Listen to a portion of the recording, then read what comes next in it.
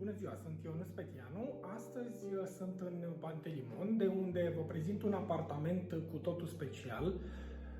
Special nu prin preț, ci prin vederea pe care acesta o are asupra lacului din apropiere.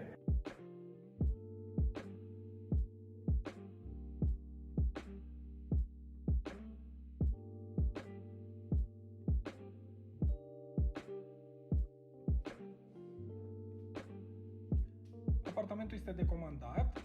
În partea din față, deci odată intrați pe ușă, în partea din dreapta avem dormitorul.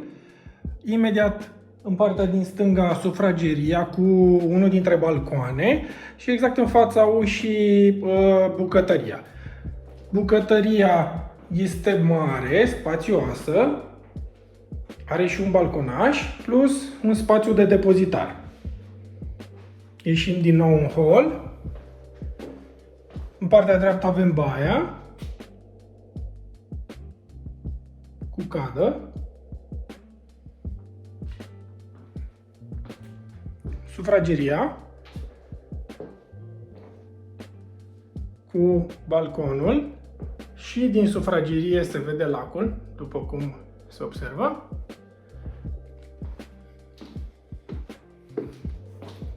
Și dormitorul.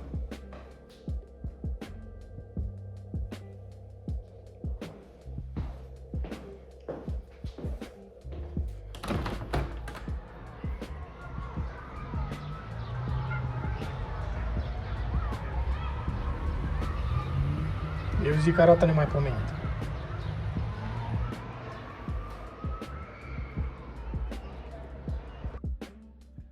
Dacă sunteți interesați sau cunoașteți pe cineva interesat de acest apartament, dați-mi telefon la numărul de pe ecran. La revedere!